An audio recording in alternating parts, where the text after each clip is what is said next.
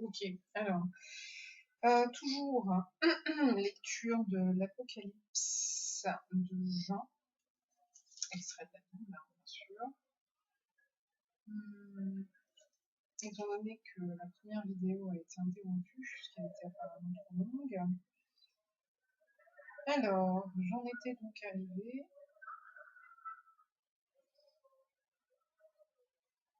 Et je vais donc reprendre le verset 3 du chapitre 15. Et il chante le cantique de Moïse, le serviteur de Dieu, et le cantique de l'agneau en disant: Tes œuvres sont grandes et admirables, Seigneur Dieu Tout-Puissant. Tes voies sont justes et véritables, Roi des nations. Qui ne craindrait, Seigneur, et ne glorifierait ton nom? Car seul tu es saint. Et toutes les nations viendront et se prosterneront devant toi, parce que tes jugements ont été manifestés. Après cela, je regardais, et le temple du tabernacle du témoignage fut ouvert dans le ciel. Et les 7 anges qui tenaient les 7 fléaux sortirent du temple, revêtus d'un lin pur éclatant et ayant des ceintures d'or autour de la poitrine. Et l'un des 4 êtres vivants donna aux 7 anges 7 coupes d'or, pleines de la colère de Dieu, qui vit au siècle des siècles. Et le temple fut rempli de fumée à cause de la gloire de Dieu et de sa puissance. Et personne ne pouvait entrer dans le temple jusqu'à ce que les 7 fléaux des 7 anges fussent accomplis. Et j'entendis une voix forte qui venait du temple et qui disait aux 7 anges: Allez et versez sur la terre les 7 coupes de la colère de Dieu. Le premier alla et il versa sa coupe sur la terre. Et un ulcère malin et douloureux frappa les hommes qui avaient la marque de la bête et qui adoraient son image. Le second versa sa coupe dans la mer, et elle devint du sang, comme celui d'un mort, et tout être vivant mourut, tout ce qui était dans la mer. Le troisième versa sa coupe dans les fleuves et dans les sources d'eau, et ils devinrent du sang. Et j'entendis l'ange des eaux qui disait: Tu es juste, Seigneur, toi qui es et qui étais, tu es saint, parce que tu as exercé ce jugement. Car ils ont versé le sang des saints et des prophètes, et tu leur as donné du sang à boire. Ils en sont dignes. Et j'entendis un autre du côté de l'autel qui disait: Oui, Seigneur Dieu Tout-Puissant, tes jugements sont véritables et justes. Le quatrième versa sa coupe sur le soleil, et il lui fut donné de brûler les hommes par le feu. Et les hommes furent brûlés par une grande chaleur, et ils blasphémèrent le nom du Dieu qui a l'autorité sur ces fléaux. Et ils ne se repentirent pas pour lui donner gloire. Le cinquième versa sa coupe sur le trône de la bête, et son royaume fut couvert de ténèbres. Et les hommes se mordaient la langue de douleur, et ils blasphémèrent le Dieu du ciel à cause de leur douleur et de leurs ulcères, et ils ne se repentirent pas de leurs œuvres. Le sixième versa sa coupe sur le grand fleuve l'Euphrate, et son eau tarit, afin que le chemin des rois venant de l'Orient fût préparé. Et je vis sortir de la bouche du dragon et de la bouche de la bête et de la bouche du faux prophète 3 esprits impurs, semblables à des grenouilles. Car ce sont des esprits de démons qui font des prodiges et qui vont vers les rois de toute la terre, afin de les rassembler pour le combat du grand jour du Dieu Tout-Puissant. Voici, je viens comme un voleur. Heureux celui qui veille et qui garde ses vêtements, afin qu'il ne marche pas nu et qu'on ne voie pas sa honte. Ils les rassemblèrent dans le lieu appelé en hébreu Armageddon.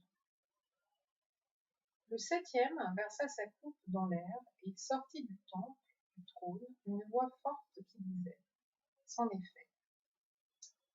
Et il y eut des éclairs, des voix, des tonnerres, et un grand tremblement de terre, tel qu'il n'y avait jamais eu depuis que l'homme est sur la terre, un aussi grand tremblement. Et la grande ville fut divisée en 3 parties, et les villes des nations tombèrent. Et Dieu se souvint de Babylone la grande, pour lui donner la coupe du vin de son ardente colère. Et toutes les villes s'enfuirent, et les montagnes ne furent pas retrouvées. Et une grosse grêle, dont les grêlons faisaient 1 talent, tomba du ciel sur les hommes, et les hommes blasphémèrent Dieu à cause du fléau de la grêle, parce que ce fléau était très grand. Chapitre 17. Puis un des 7 anges qui tenait les 7 coupes. Je vais aller lire près de la lumière parce que là je ne vois pas grand chose et ça m'agace un peu. Donc plutôt que de me bousiller les yeux, je vais aller lire près de la lumière. Voilà. Un peu mieux. Alors, je crois que j'étais au chapitre 17.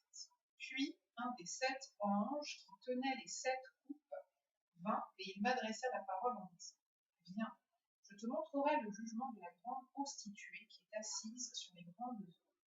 C'est avec elle que les rois de la terre se sont livrés à l'impudicité, et c'est du vin de son impudicité que les habitants de la terre se sont enivrés.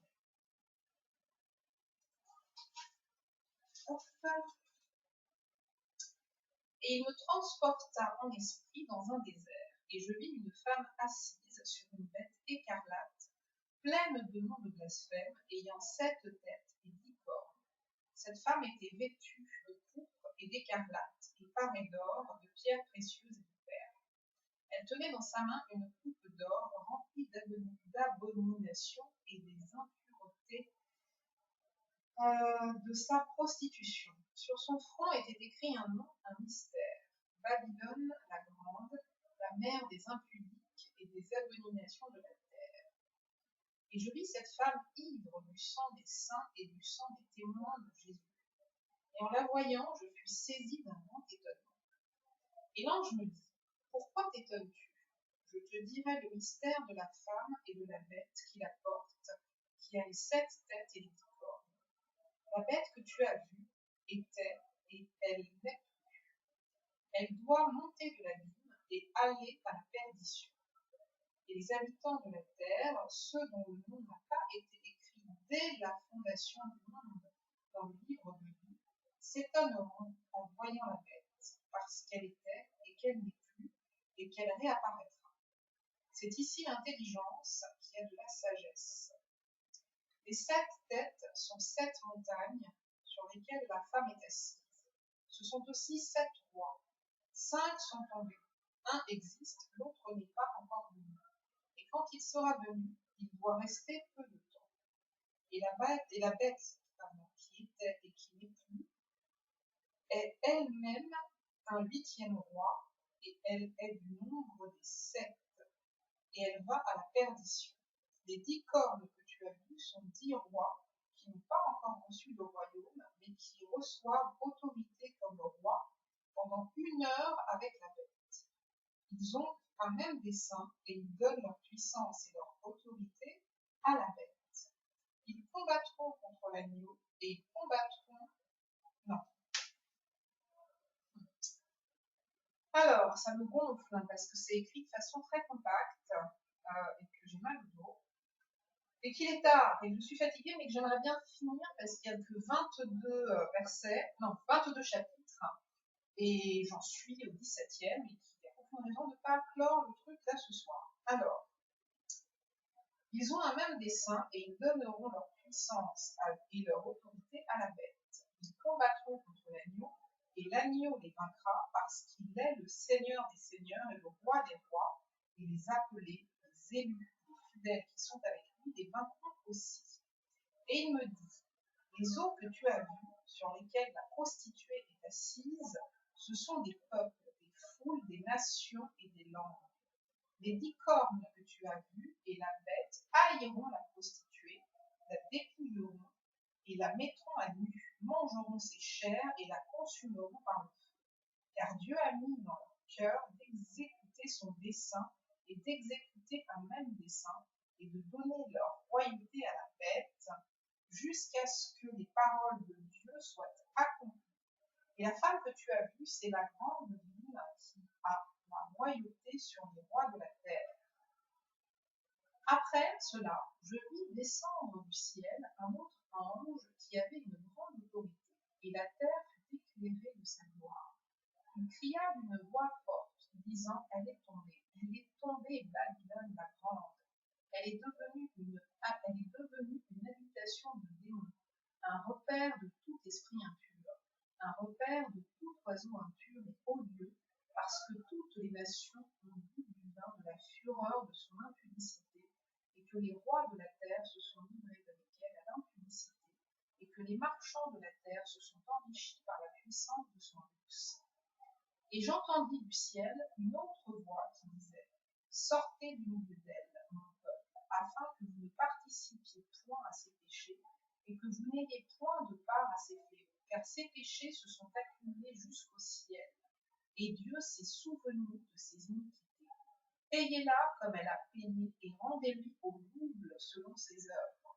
Dans la coupe où elle a versé, versez-lui au double. Autant elle s'est glorifiée et plongée dans le luxe, autant donnez-lui de tourments et de deuil. Parce qu'elle dit en son cœur, je suis assise en reine, je ne suis point veuve et je ne verrai point de deuil. À cause de cela, en un même jour, ces fléaux arriveront, la mort, le deuil et la famine, et elle sera consumée par le feu, car il est puissant le Seigneur Dieu qui l'a jugée. Et tous les rois de la terre qui se sont livrés avec elle à l'impudicité et au luxe pleureront et se lamenteront à cause d'elle quand ils verront la fumée de son embrasement. Se tenant éloignés dans la crainte de son tourment, ils diront malheur, malheur, la grande ville Babylone, la ville puissante. En une seule heure est venu son jugement. Non, en une seule heure est venu ton jugement. Et les marchands de la terre pleurent et sont dans le deuil à cause d'elle, parce que personne n'achète plus leurs cargaisons d'or, d'argent, de pierres précieuses, de perles, de fin lin, de pourpre, de soie d'écarlate, de toute espèce de bois de senteur, de toute espèce d'objet d'ivoire, de toute espèce d'objet en bois très précieux, en airain, en fer et en marbre, de cinnamome, d'aromates, de parfums, de myrrhe, d'encens, de vin, d'huile, de fine farine, de blé, de bœufs, de brebis, de chevaux, de chars, de corps et d'âmes d'hommes. Les fruits que désirait ton âme sont allés loin de toi, et toutes les choses délicates et magiques et magnifiques sont perdues pour toi, et tu ne les trouveras plus. Les marchands de ces choses, qui se sont enrichis par elle, se tiendront éloignés dans la crainte de son tourment. Ils pleureront et seront dans le deuil, et diront malheur, malheur, la grande ville qui était vêtue de fin lin, de pourpre et d'écarlate, et parée d'or, de pierres précieuses et de perles. En une seule heure, tant de richesses ont été détruites. Et tous les pilotes, tous ceux qui naviguent vers ce lieu, les marins, et tous ceux qui exploitent la mer se tenaient éloignés et ils s'écriaient en voyant la fumée de son embrasement, quelle ville était semblable à la grande ville, et ils jetaient de la poussière sur leurs têtes, ils pleuraient et ils étaient dans le deuil, et ils criaient et disaient, malheur, malheur, la grande ville, où se sont enrichis par son opulence tous ceux qui ont des navires sur la mer. En une seule heure, elle a été détruite. Ciel, réjouis-toi sur elle, et vous les saints, les apôtres et les prophètes, réjouissez-vous aussi, car Dieu vous a fait justice en la jugeant. Alors un ange puissant prit une pierre semblable à une grande meule, et il la jeta dans la mer en disant, ainsi sera précipitée avec violence Babylone, la grande ville, et elle ne sera plus trouvée. Et l'on n'entendra plus chez toi les sons des joueurs de harpe, des musiciens, des joueurs de flûte et des joueurs de trompette. On ne trouvera plus chez toi aucun artisan d'un métier quelconque. On n'entendra plus chez toi le bruit de la meule, la lumière de la lampe ne brillera plus chez toi, et la voix de l'époux et de l'épouse ne sera plus entendue chez toi, parce que tes marchands étaient les grands de la terre, parce que toutes les nations ont été séduites par tes enchantements, et parce qu'on a trouvé chez elles le sang des prophètes et des saints et de tous ceux qui ont été égorgés sur la terre. Après cela, j'entendis dans le ciel comme une voix forte d'une foule nombreuse qui disait Alléluia. Le salut, la gloire, l'honneur et la puissance sont au Seigneur notre Dieu, parce que ses jugements sont véritables et justes. Car il a jugé la grande prostituée qui corrompait la terre par son impudicité. Et il a vengé le sang de ses serviteurs en le redemandant de sa main. Et ils dirent une seconde fois Alléluia. Et sa fumée monte au siècle des siècles. Et les 24 vieillards et les 4 êtres vivants se prosternèrent et adorèrent Dieu assis sur le trône en disant Amen, Alléluia. Et une voix sortit du trône disant Louez notre Dieu, vous tous ses serviteurs, vous qui le craignez petit et grand. Et j'entendis comme une voix d'une foule nombreuse, comme un bruit de grosses eaux et comme un bruit de fort tonnerre disant Alléluia. Car le Seigneur notre Dieu Tout-Puissant est entré dans son règne. Réjouissons-nous et soyons dans l'allégresse. Et donnons-lui gloire, car les noces de l'agneau sont venues et son épouse s'est préparée. Et il lui a été donné de se revêtir d'un fin lin éclatant, pur. Car le fin lin, c'est la justice des saints. Et l'ange me dit, écris, heureux ceux qui sont appelés au festin des noces de l'agneau. Et il me dit, ces paroles sont les véritables paroles de Dieu. Et je tombais à ses pieds pour l'adorer, mais il me dit, garde-toi de le faire. Je suis ton compagnon de service et celui de tes frères qui ont le témoignage de Jésus. Adore Dieu, car le témoignage de Jésus est l'esprit de la prophétie. Puis, je vis le ciel ouvert, et voici parut un cheval blanc. Celui qui le montait s'appelle fidèle et véritable, et il juge et combat avec justice. Ses yeux étaient comme une flamme de feu, sur sa tête étaient plusieurs diadèmes. Il avait un nom écrit que personne ne connaît si ce n'est lui-même. Et il était revêtu d'un vêtement teint de sang. Son nom est la parole de Dieu. Les armées qui sont dans le ciel le suivaient sur des chevaux blancs revêtus d'un fin lin blanc pur. De sa bouche sortait une épée aiguë pour frapper les nations. Il les pètera avec une verge de fer, et il foulera la cuve du vin de l'ardente colère du Dieu Tout-Puissant. Il avait sur son vêtement et sur sa cuisse un nom écrit, Roi des rois et Seigneur des seigneurs. Et je vis un ange qui se tenait dans le soleil, et il cria d'une voix forte, disant à tous les oiseaux qui volaient par le milieu du ciel, venez, rassemblez-vous pour le grand festin de Dieu, afin de manger la chair des rois, la chair des chefs militaires, la chair des puissants, la chair des chevaux et de ceux qui les montent, la chair de tous, libres et esclaves, petits et grands. Et je vis la bête et les rois de la terre et leurs armées rassemblés pour faire la guerre à celui qui était assis sur le cheval et à son armée. Et la bête fut prise, et avec elle le faux prophète, qui avait fait avant elle les prodiges par lesquels il avait séduit ceux qui avaient pris la marque de la bête et adoré, son image. Ils furent tous les deux jetés vivants dans les temps ardents de feu et de soufre. Et les autres furent tués par l'épée qui sortait de la bouche de celui qui était assis sur le cheval. Et tous les oiseaux se rassasièrent de leur chair. Chapitre 20. Puis je vis descendre du ciel un ange qui avait la clé de l'abîme et une grande chaîne dans sa main. Il saisit le dragon, le serpent ancien, qui est le diable, et Satan, et il le lia pour 1000 ans. Il le jeta dans l'abîme, ferma et scella l'entrée au-dessus de lui, afin qu'il ne séduisît plus les nations jusqu'à ce que les 1000 ans fussent accomplis. Après cela, il faut qu'il soit délié pour un peu de temps. Et je vis des trônes, et à ceux qui s'y assirent fut donné le pouvoir de juger. Et je vis les âmes de ceux qui avaient été décapités à cause du témoignage de Jésus et à cause de la parole de Dieu, et de ceux qui n'avaient pas adoré la bête, ni son image, et qui n'avaient pas reçu la marque sur leur front et sur leurs mains. Ils revinrent à la vie, et ils régnèrent avec Christ pendant 1000 ans. Les autres morts ne revinrent point à la vie jusqu'à ce que les 1000 ans fussent accomplis. C'est la première résurrection. Heureux et saints ceux qui ont part à la première résurrection.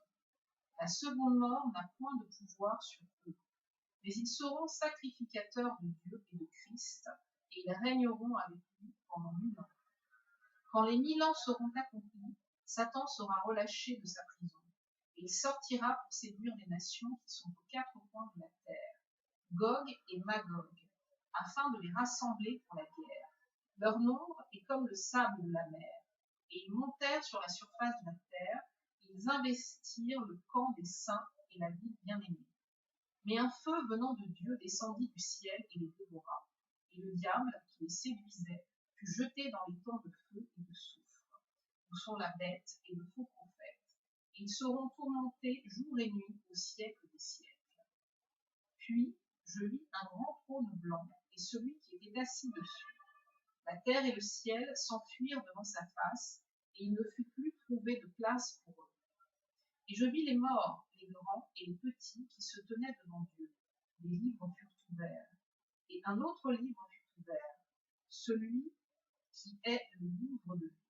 Et les morts furent jugés selon leurs œuvres, d'après ce qui était écrit dans ces livres. La mer rendit les morts qui étaient en elle. La mort et le séjour des morts rendirent les morts qui étaient en eux. Et chacun fut jugé selon ses œuvres, et la mort et le séjour des morts furent jetés dans le temps de feu. C'est la seconde mort.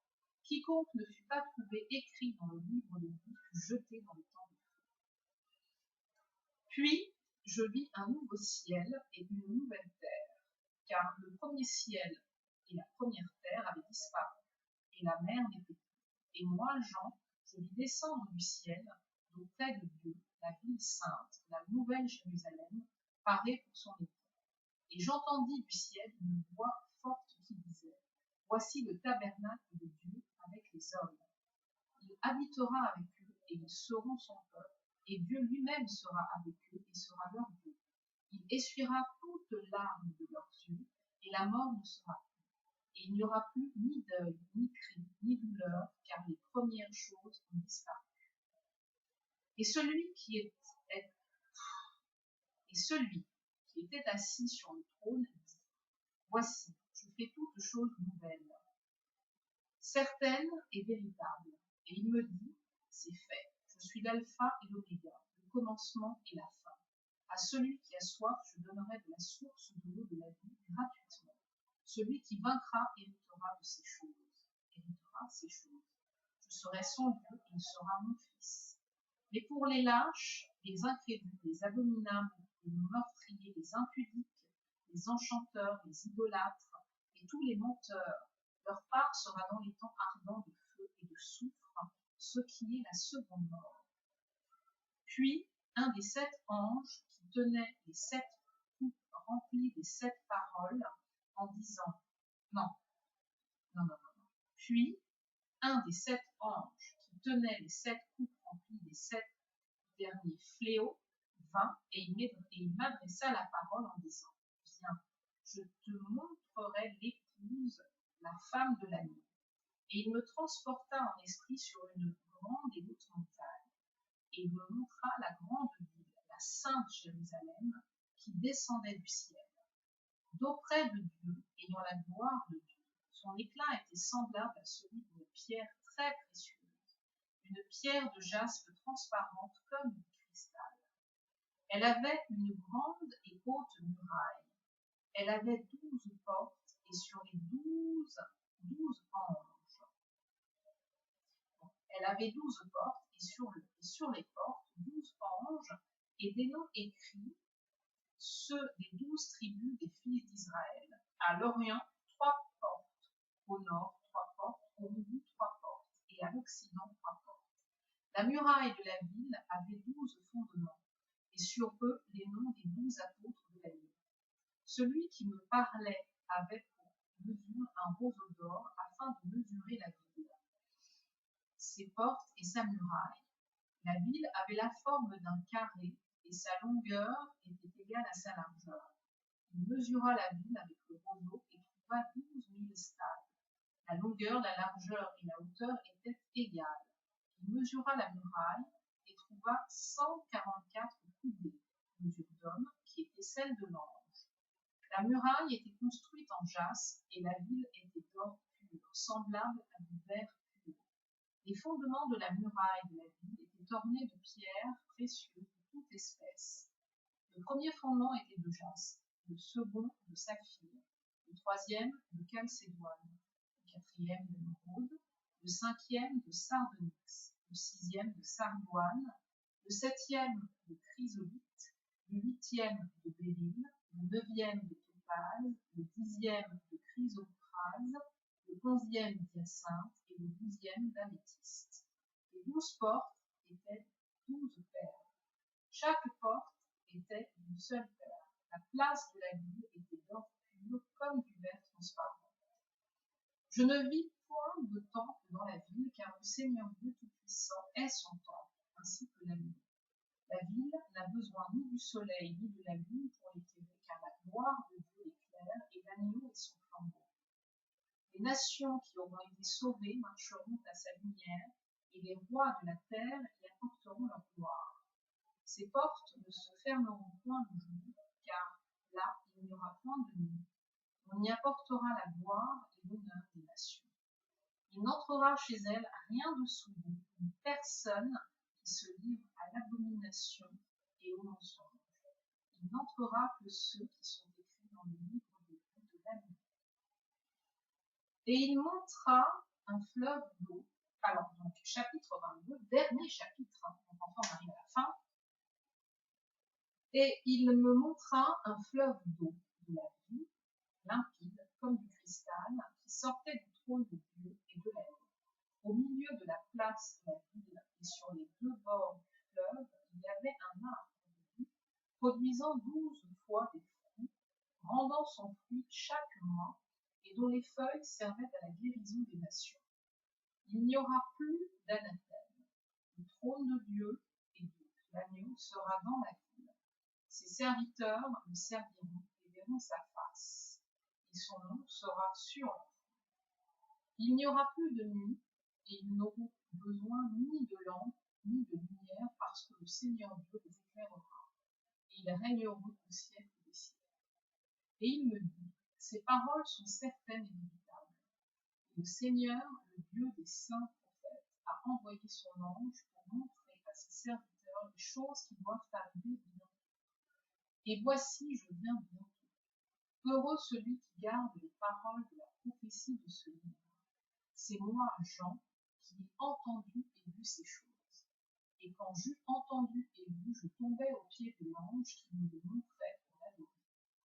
Mais il me dit, garde-toi de le faire, je suis ton compagnon de service, et celui de tes frères les prophètes, et de ceux qui gardent les paroles de ce livre. Adore Dieu. Et il me dit, ne sème point les paroles de la prophétie de ce livre, car le temps est proche. Que celui qui est injuste soit encore injuste, que celui qui est souillé se souille encore, et que le juste pratique encore la justice, et que celui qui est saint se sanctifie encore. Voici, je viens bientôt, et ma rétribution est avec moi, pour rendre à chacun selon ce qu'est son œuvre. Je suis l'alpha et l'oméga, le premier et le dernier, le commencement et la fin. Heureux ceux qui observent ces commandements, afin d'avoir droit à l'arbre de vie, et d'entrer par les portes dans la ville. Dehors les chiens, les enchanteurs, les impudiques, les meurtriers, les idolâtres, et quiconque aime et pratique le mensonge. Moi, Jésus, j'ai envoyé mon ange pour vous attester ces choses dans les églises. Je suis le rejeton de la postérité de David, l'étoile brillante du matin. Et l'esprit et l'épouse disent, viens. et que celui qui entend dise viens, et que celui qui a soif vienne, que celui qui veut prenne de l'eau de la vie gratuitement. Je le déclare à quiconque entend les paroles de la prophétie de ce livre. Si quelqu'un y ajoute quelque chose, Dieu le frappera du fléau décrit dans ce livre. Et si quelqu'un retranche quelque chose des paroles du livre de cette prophétie, Dieu retranchera sa part de l'arbre de vie et de la vie sainte et des choses qui sont écrites dans ce livre. Celui qui atteste ces choses dit oui, je viens bientôt. Amen. Viens, Seigneur Jésus. Que la grâce de notre Seigneur Jésus-Christ soit avec vous tous. Amen. Alors, oui, c'est la fin. Alors ça, c'est admirable, vraiment. C'est admirable. Très bien. Vraiment très bien. Vraiment très bien. Donc, honnêtement, quand on lit ça, alors je ne sais même pas. Alors, je pense qu'il y a plusieurs cas de figure, hein, mais soit on se dit mais n'importe quoi, mais vraiment n'importe quoi, mais comment peut-on perturber des esprits humains? Il y a quand même parmi les croyants des gens qui, voilà, ont quand même réussi leurs études, qui ont une carrière professionnelle tout à fait intéressante, qui sont intégrés, très très bien intégrés, qui sont même parfois des gens qui ont des fonctions de type intellectuel. Comment peut-on blouser des gens intelligents avec ce genre de livres et de propos? Donc ça, c'est une première réaction probable. Ensuite, il y a peut-être une réaction, on va dire, mi-figue, mi-raisin, où la personne n'est pas complètement dans le déni, dans le refus, dans la condamnation absolue, et une personne peut se dire, mince, enfin bon, peut avoir une inquiétude et se dire, bon, bon. Et puis, il y a une autre réaction possible, qui est la mienne, qui est, mais c'est magnifique, maintenant, a priori, on sait qu'on n'est plus vraiment concerné par les catégories qui sont quand même pointées du doigt, hein, de façon assez claire. On travaille dessus, mais on sait que de toute façon, on a reconnu le Christ sincèrement, profondément du fond du cœur, en versant des larmes comme Seigneur et comme Sauveur, et qu'on a pris conscience profondément et sincèrement de son sacrifice. On sait qu'au-delà de cette reconnaissance, on s'est engagé dans le baptême et qu'on a répondu oui à quelques questions qui sont des questions quand même assez sérieuses et qu'il s'agit d'un engagement. Voilà, donc on se dit, voilà, donc je suis baptisée, je suis purifiée d'un certain point de vue, je fais partie du corps du Christ, donc il y a un pas énorme qui a été franchi. Il y a un pas énorme qui a été franchi. Maintenant, on se dit, il y a du boulot encore. Il y a du boulot encore parce que là, ça m'a pris un peu de temps, 2 vidéos, mais bon, il faut dire que sur celle d'avant, j'ai blablaté encore pendant je sais pas combien de temps sur autre chose.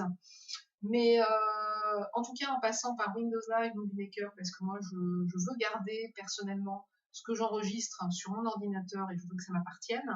Donc, j'utilise effectivement un outil qui est le mien et je n'utilise pas les vidéos intégrées de YouTube parce qu'on peut utiliser la caméra intégrée.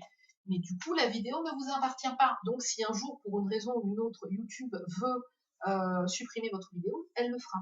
Et vous n'aurez rien à dire. Voilà. Donc, il vaut mieux quand même conserver sur un support personnel et après partager éventuellement sur YouTube. Si demain YouTube veut dégager votre vidéo, vous l'aurez toujours sur votre disque, machin truc d'ordinateur. En tout cas, il y a du boulot. Voilà, il y a du boulot parce que ça, c'est juste le dernier livre de la Bible, l'Apocalypse. Mais alors là, je regarde, table des livres. Il y a ce qu'on appelle l'Ancien Testament. Et il y a le Nouveau Testament. Dans l'Ancien Testament, on a 1, 2, non, c'est pas ça. 1, 2, 3, 4, 5, 6, 7, 9, 10, 11, 12, 13, 14, 15, 16, 17, 18, 19, 20, 21, 22, 23, 24, 25, 26, 27, 28, 29, 30, 31, 32, 33, 34, 35, 36, 37, 38, 39. Il y a 41 livres, si j'ai bien lu. 41 livres. Alors, si on compte par livre une dizaine de versets, et parfois c'est beaucoup plus, une dizaine de chapitres, ça donne quand même une certaine idée. Et dans le Nouveau Testament, il y a 1, 2, 3, 4, 5, 6, 7, 8, 9, 10, 11, 12, 13, 14, 15, 16, 17, 18, 19, 20, 21, 22, 23, 24, 25, 26, 27. Il y a 27 livres. Donc j'ai dit 27 plus 40 à peu près, donc 4, 5, 6, il y en a quand même pas mal. Il y a à peu près 70, mais j'ai peut-être pas compté. En tout cas, cette Bible qui m'a été offerte, et qui est magnifique, moi je l'adore, couleur verte. Il y a, on va faire comme ça va être peut-être plus simple. On va regarder le nombre de pages. Il y a 900. Alors, 900.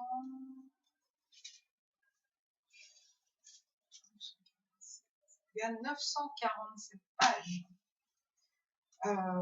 947 pages. 947 pages. C'est quand même pas mal. Et donc ça, je me donne pour objectif de les avoir lus pour le 31 décembre 2013. Voilà. J'ai 6 mois. Alors je vais pas forcément... Bon, là je vais pas le faire sur la vidéo parce que c'est des trucs d'organisation qui sont absolument pas intéressants, mais je vais vraiment regarder chaque livre, je vais regarder le nombre de chapitres, et ouais. Et je vais me faire un programme. Je vais me faire un programme, il faut que je me laisse un temps de battement à utiliser au cas où je n'arrive pas à tenir mon programme. Enfin bref, il faut que j'organise ça de façon rationnelle, on va dire. Mais vraiment, d'ici la fin de l'année, il faut que je l'ai lu, au moins une fois. Et encore, vous voyez, quand on lit comme ça, d'une traite, en fait, il y a des moments où moi j'ai eu envie de m'arrêter pour relire ce que je venais de lire, mais bon, si on fait ça, c'est incompréhensible. Donc, il faut lire d'abord d'une première traite sans chercher à comprendre, et après, à partir de la deuxième lecture, on peut commencer à chercher à comprendre, etc., etc. Mais là, ce qui m'ennuie, par exemple, c'est que le livre de vie a été évoqué plusieurs fois, mais je vais réécouter les vidéos et les lectures pour repérer à quel endroit il est question du livre de vie. Mais je pense qu'il faut que je le relise de toute façon, c'est plus simple. Voilà, j'avais pas de stylo sous la main pour noter et pour souligner, voilà, livre de vie, et mettre une annotation en haut de la page. Parce que ça, le livre de vie, c'est vraiment... Et en tout cas, ce que j'ai compris là, c'est que le livre de vie a été rédigé dès le commencement. Et que des noms ont été inscrits dès le commencement. Mais j'ai cru comprendre que des noms pouvaient se rajouter après le commencement. Donc ça, c'est quelque chose dont il va falloir qu'on discute dans le cadre de ce qu'on appelle l'étude, parce que la Bible, c'est pas quelque chose qui se lit comme ça, point. Il y a des personnes qui, comme dans toute société, ont des dispositions particulières pour la compréhension. Il y a des personnes qui ont ce qu'on appelle le don de prophétie, donc qui reçoivent directement des informations, et on sait d'où elles viennent. Elles viennent pas de... Voilà, d'ailleurs, elles viennent, on sait d'où elles viennent. Et qui expliquent la Bible. Donc voilà. Mais tout ça, c'est du boulot, quoi. D'ailleurs, je me dis, on l'étudie pas à l'école, mais honnêtement, c'est fondamental. Enfin, pour moi qui suis chrétienne, c'est fondamental de connaître cette parole, parce qu'il est question qu'à un moment donné, la parole disparaîtra, c'est-à-dire que les Bibles seront interdites, probablement, et on n'aura plus accès à cet écrit-là. Et donc, il faut l'avoir intégrée avant, pour qu'elle soit, comme on dit, dans notre cœur, dans notre esprit, parce que ça, on ne peut pas nous le... Enfin, ça, je ne sais pas. Mais avec l'histoire de puce insérer sous la peau pour mieux lire le dossier médical, on ne sait pas ce que ça peut cacher. Bien. En tous les cas, je suis fatiguée là. Donc je vais pas durer pendant 3 plombs, il est 23h09. Demain en plus, on se lève, on se retrouve à 10h à l'église. Donc il faut dormir. Il faut dormir. Et donc je pense à l'un d'entre nous qui m'a envoyé un message pour me demander si on se retrouvait devant notre QG. Et non, 9h25, c'est trop tôt. C'est trop tôt, donc moi j'ai dit non, on se retrouve là-bas directement. Alors, je pense que ça a vexé, éventuellement, on sait rien.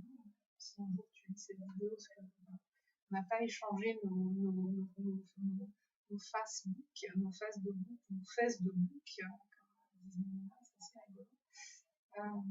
Il n'y a rien d'échangé. Enfin bref, donc je suis fatiguée, donc bonne nuit. Mais vraiment, si quand même, sans du tout vouloir faire de prosélytisme, mais ça j'insiste, réfléchissez bien. Enfin, les personnes qui écouteront cette vidéo et qui ne sont pas chrétiennes, réfléchissez bien quand même. Parce que dites-vous, je ne sais pas, pendant l'espace d'un instant, et si c'était vrai? Et si c'était vrai? C'est ça le truc. Hein. Et si c'était vrai? Voilà. Mais bon, en même temps, on vit dans un monde où on sait que la mort, enfin, on sait qu'on va mourir un jour. Donc, bon, c'est pas forcément quelque chose de dramatique. Mais...